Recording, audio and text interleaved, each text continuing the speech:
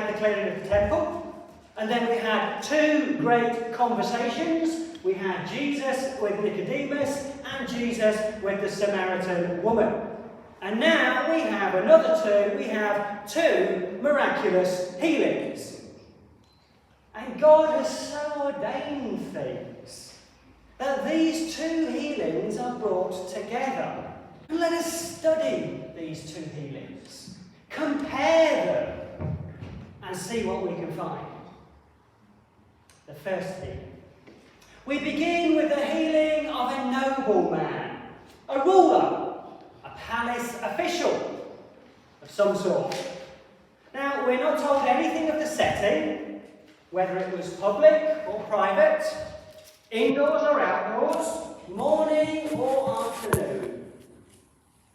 The only thing we know is that it was at Cana. All the focus is on the two central figures. From verse 46 it says, "Once more, Jesus visited Cana in Galilee, where he had turned water into wine. And there was a certain royal official whose son lay sick at Capernaum. And when he had heard that Jesus had arrived from Galilee from Judea, he went to him." Imagine the heartache of this man. It's one thing, isn't it, to bravely face your own illnesses. But who can watch a loved one suffer? What parent can bear the suffering of their child? At any bedside of sickness, one feels anxious and helpless. And these are very real human emotions. Imagine it's you there at the bedside. The child is at death's door. You hear of a miracle worker who is staying only a day's journey away. Wouldn't you resolve to go and get help? His help? And think of the heartache, though, of having to tear yourself away. That child could die before you get back. Everything in you wants to stay and be at the bedside. And yet hope will draw you away. There is a parting. There is the open road. He went off to Jesus and asked him that he would come down and heal his son, who was close to death. Firstly, we see he comes personally to Jesus. At the beginning, the man was described as a nobleman or a royal official. And I'm sure that a man in his position could have easily delegated the task, couldn't he? Sent off some lackey to go and get Jesus. But no, he goes himself, personally. He knew he had to go. A servant might come back without Jesus. But a father, such as he, would not. And we need this same personal attitude to prayer. Sometimes we can give prayer requests, and that's fine and good. But there are occasions when you know that you yourself must knock on heaven's door. A delegate might be half-hearted. You have to see Jesus personally. A word of encouragement here. Love's principle. And love's principle is this. The lover always says to the beloved, your problem is my problem. So do not think any matter is too trivial for the one who flung stars into space and created the universe. Philippians 4:6 says, in everything, by prayer and petition with thanksgiving, present your requests to God. Yes, take it to the Lord in prayer as we sing. And learn from this noble man. And be noble in personal prayer. However, notice the ruler's words when he gets to Jesus. He's already got his mind set on how Jesus is going to do the healing. He requests that Jesus come and heal. And he thinks then that Jesus must come down to Capernaum in order to heal his son.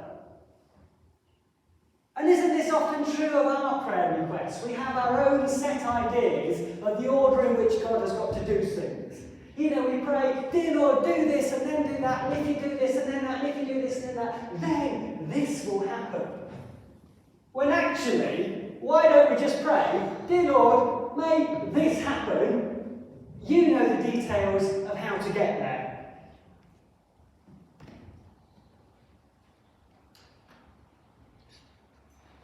We hear Jesus' reply. And it seems a bit of a rebuff. Jesus says to the nobleman, but he's speaking about people in general, unless you see signs and wonders, you will never believe. Verse 14. Now, the man has just asked Jesus for him to come and heal his son.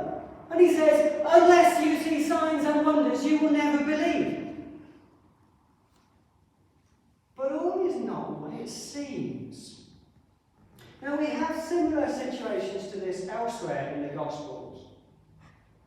Remember when Jesus rebuked the Syrophoenician woman, Mark chapter 7. Now, she too came seeking help for her child, her daughter, and she was told quite abruptly by Jesus, first let the children eat all they want, for it's not right to take the children's bread and toss it to the dogs. Meaning, first let the Jews get their blessing, and then you Gentiles can have what's left over. Now, she was prepared to be labelled a Gentile. She was even prepared to be called a dog. But she was not prepared to leave without the assurance that her daughter was healed.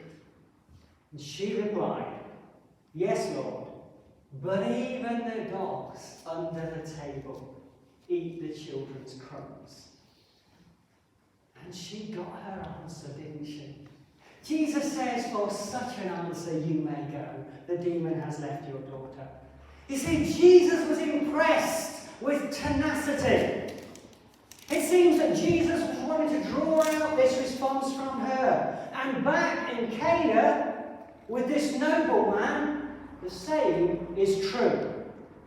Jesus' words seem impatient and cold, don't they? Unless you people see signs and wonders, you'll never believe. But this rebuff is not impolite. It is testing. Jesus is well aware that some people's love for God is as Hosea puts it, it is as the morning mist. What a beautiful picture. Your love is like the morning mist, like the early dew, it disappears. Hosea 4:6. Faith, if it is faith that depends on constant answers to prayer, is not really faith. And so Jesus here seems to take on the role of a deaf-eared judge to a widow banging at the door. And Jesus' rebuff is not unfeeling. He is challenging. He is laying down the gauntlet. He is wanting to say, if you really believe, you're going to have to do better than this. He is causing the man to reach out. He's causing the man to bring prayers of desperation and faith.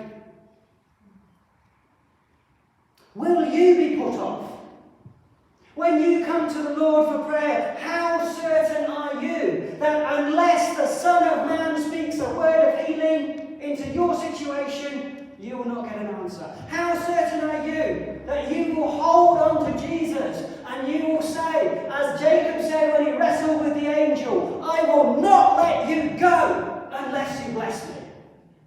That is the sort of faith, the sort of reaction that Jesus is trying to draw out of each and every one of us. How do you answer a request, a prayer request, when it is initially met with a rebuff?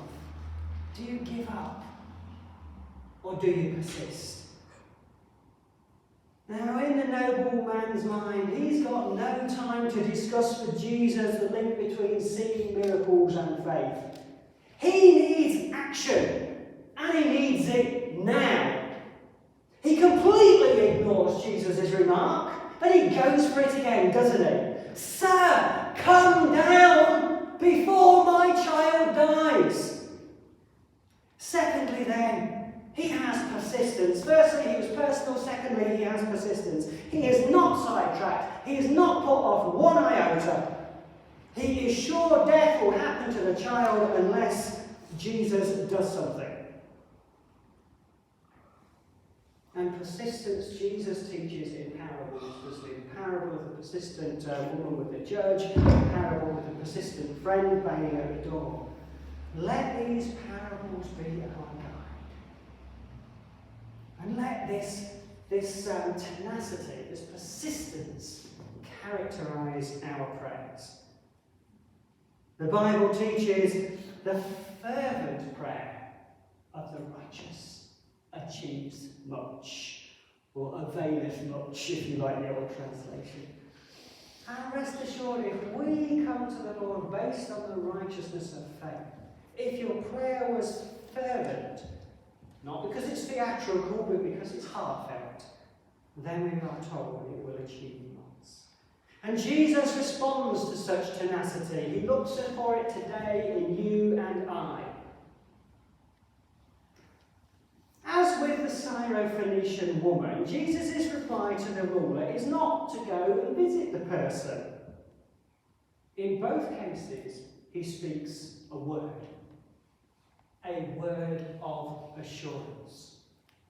You may go, your son lives. Imagine just for a second the conundrum in the noble man's mind. You're not coming then? You may go, the son lives. I thought you had to. No. A radically new concept comes crashing into his mind. Jesus can heal without even being there. And this is, of course, what we believe today, isn't it? We lay hands on people today, anointed them with oil and pray for healing. We believe the Holy Spirit is there. Jesus, the Son, is still sitting by the Father in heaven, though, isn't he? So we believe Jesus can speak that word from heaven and bring healing. That's our faith. Thirdly, then, faith. The nobleman needs no second telling. He doesn't ask, how can I be sure? The man took Jesus at his word and believed. Verse 15. Notice, by the way, that now he's called the man. Firstly, getting that access to Jesus, we can imagine being a nobleman helped. His relationship to other people. The relationship between us and God is via faith. And we come just as a human. The man believed the word that Jesus has spoken. Now, some people only believe based on signs and wonders, and that's what Jesus challenges us to go beyond.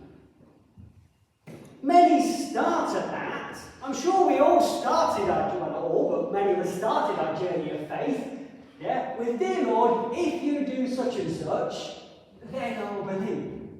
And maybe God graciously acknowledge such prayers when we are young. But that's not true faith, is it? True faith is believing his word. And we see the nobleman hurry home. We see him descending the valley roads that lead back down to Capernaum by the lakeside. And while on the way, his servants come rushing up with the glad news and tell him, "Your son lives." Imagine the joy there. Imagine the incredulation. And when that initial relief has sort of settled in his mind, that can this really be? He remembers the words of Jesus. Those words that have spurred his journey on all the way. Your son lives. And he hears them. Your son lives. And he asks the time of the healing. And he is told, the fever left him yesterday at the 7th hour. 7th hour. And he realizes, he notices that is the exact hour that Jesus had spoken. The Father. Nice how now he's the Father. Now we're talking about that intimate relationship with the Son. So no longer the ruler, no longer the man, now the Father. The Father knew it was the exact time Jesus had said, "Your son will live." And so he and his household, all his household, believed. Now this is the punchline of the first healing. This is the take-home bit. The conclusion, it wasn't by chance, it was by the word of Jesus.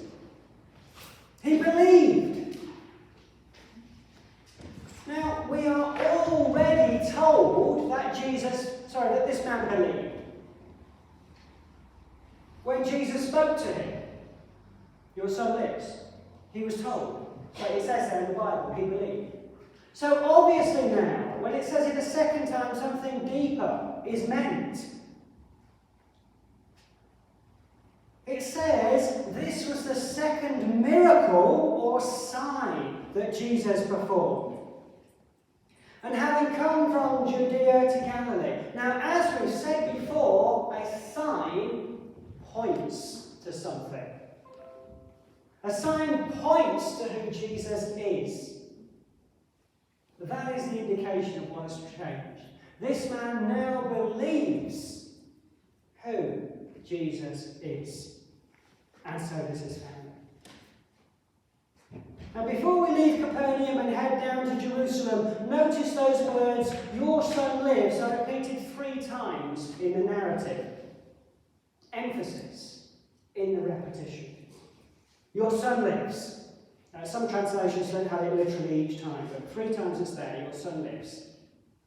The Son gives life, John 5:21. And here we see Jesus do that.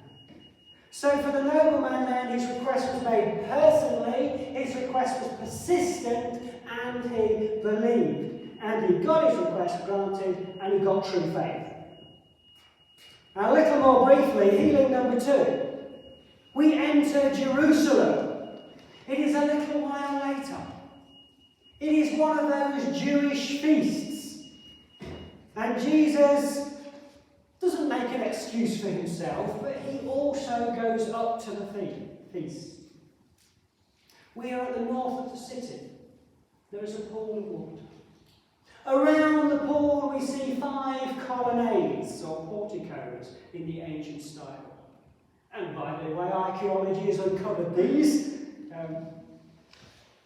The colonnades offer shelter from the Middle Eastern sun.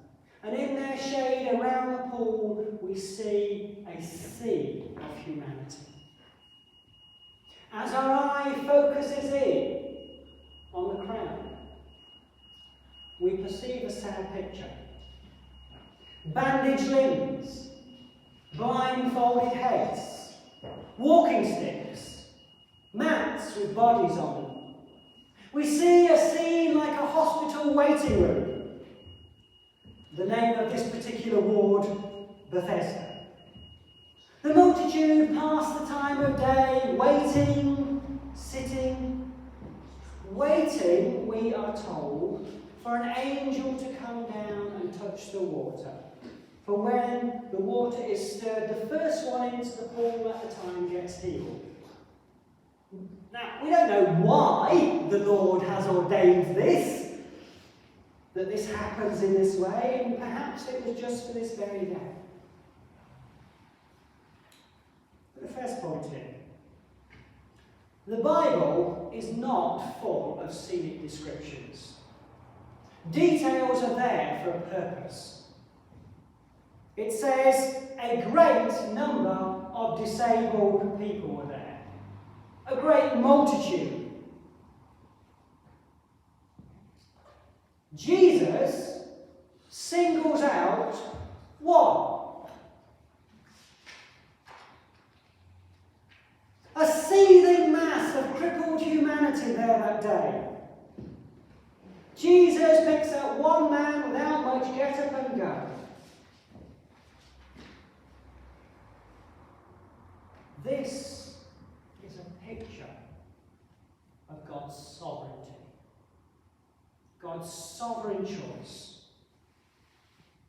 And Jesus says to him, "Do you want to get well?" Now, as onlookers, we could suppose much at this point. Were the words spoken as an offer? Do you want to get well? Were they spoken as a criticism? Do you even want to get well? We don't know. Maybe Jesus is trying to draw hope out of this man. At least he gets an honest reply, and the person says, "Sir, I have no one to help me into the pool when the water is stirred. While I am trying to get in, someone else goes ahead of me." Excuses. There's certainly no perseverance here, not even a prayer. What a contrast he forms to the nobleman, the royal official, the one who was all get up and go, who would have moved heaven and earth to get to Jesus. But this man is a picture of apathy and resignation. And this time it is Jesus who is not going to be put off by any rebuff, even by an apathetic answer. And Jesus speaks to him a second time. "Rise, pick up your bed and walk."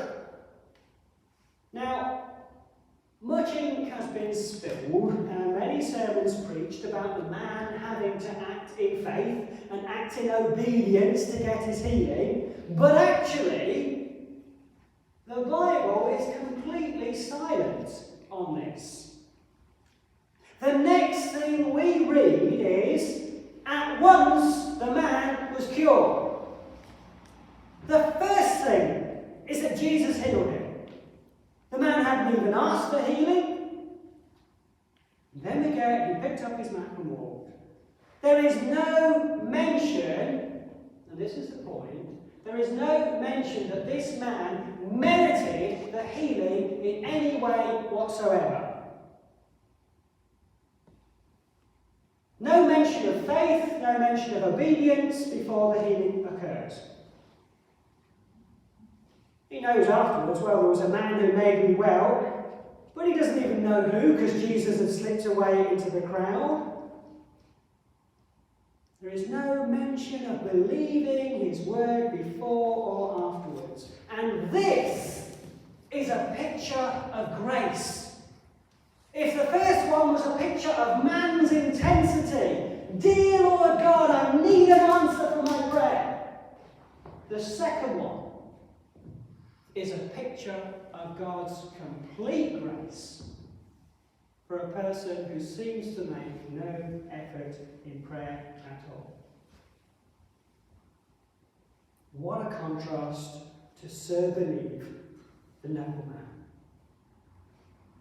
In verse 14 we read that Jesus finds him later in the temple and he speaks to him a third time.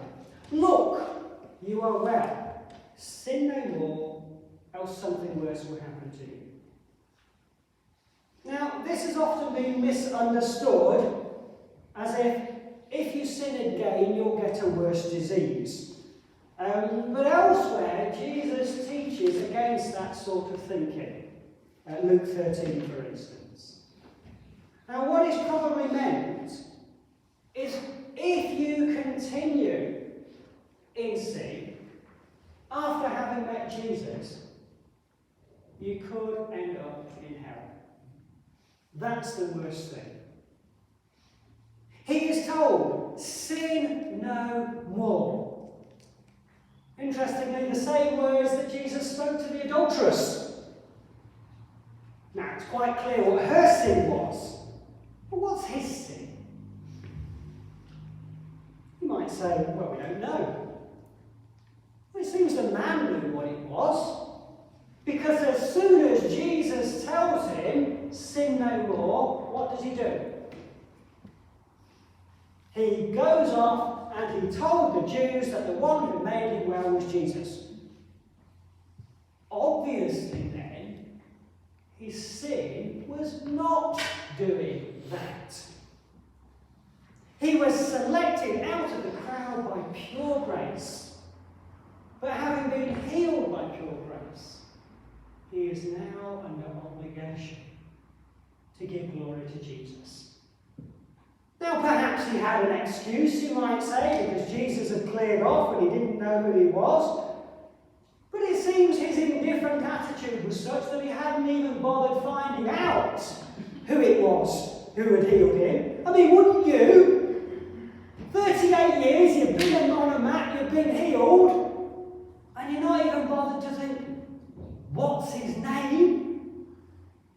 That I can fall down on my knees and thank him? Even today, there are people who receive the blessings and mercies of God and do not take the trouble to find out who he is. He lets his sun shine on the righteous and unrighteous. And not everyone who gets an answer to prayer will end up professing Jesus, will they? So anyway, perhaps he had a thin excuse of ignorance. But then Jesus finds him in the temple. And then there is no excuse. Jesus is there. It's me. I'm the one who healed you. Now he must sin no more. Now he must go out and proclaim what the Lord has done.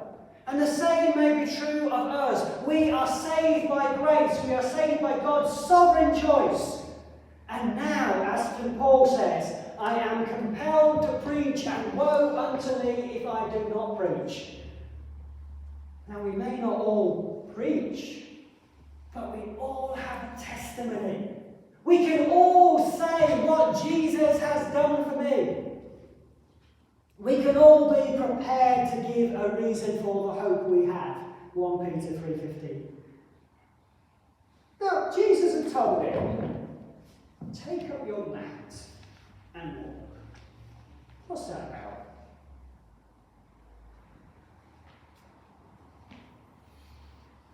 He never told him to stop, did he? Why did he say take up your mat and walk? Why didn't he just say, well, leave your mat there, someone else might need it? The mat, if you'll allow me to stretch this a little bit, is symbolic of his old life. He can take that home. He can hang it on his wall. When he's got guests coming for a tea party, you think, what's the invalid mat about? He can give testimony to Jesus. Have you ever seen the Reinhard Bonnke conferences? A German preacher went to Africa, he's now with the Lord. At his conferences and evangelistic crusades, the stage was full of empty wheelchairs and empty, unused crutches because the people had been healed. They are testimonies. Think of that picture and think of your own lives. And think, what can I have which is a testimony of my old life? Not that you're going to live in that life, but you can show to people, that is where I was. That was my previous life, and now Jesus has healed me. I used to be that person in the gutter, and now I am a son of the King of Kings, or a daughter of the King of Kings. His sin was not walking in obedience to Christ, not confessing Christ for the fear of man, but hiding away in the church instead of living for Christ. And let us live for Christ. So, not much going for this man, is there? He's apathetic, got nothing to commend him, he's sovereignly picked out, he's healed by grace, and then he has to be told off for not witnessing to Jesus, about Jesus. And he is in complete contrast to the nobleman. So to finish, what do these two very different healings teach? That is the question. And it is a very valid question, as we said at the beginning, because God has brought these two together, back to back. Two men, two healings. They could not be more different. One tenacious, persistent, believing. The other, hands in his pockets, indifferent, apathetic, lazy, and cowardly. Both are healed. And when we put these two together, you get a picture of the tenacity which is required by us to do absolutely everything in our prayer, but at the same time to realise it is all the sovereign grace and mercy of God. These two things do not cancel each other out.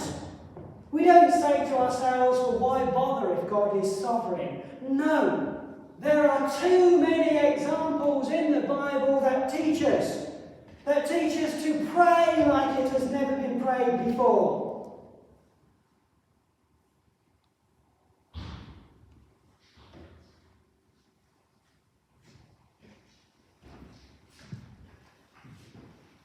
The Bible encourages to be like the widow banging on the judge's door, to be Jacob wrestling with the angel, to be the one who wrestles fervently like Elijah, and yes, the Bible teaches us to be the royal official. Play the nobleman, and perhaps the grace shown to the invalid will be yours as well. Amen.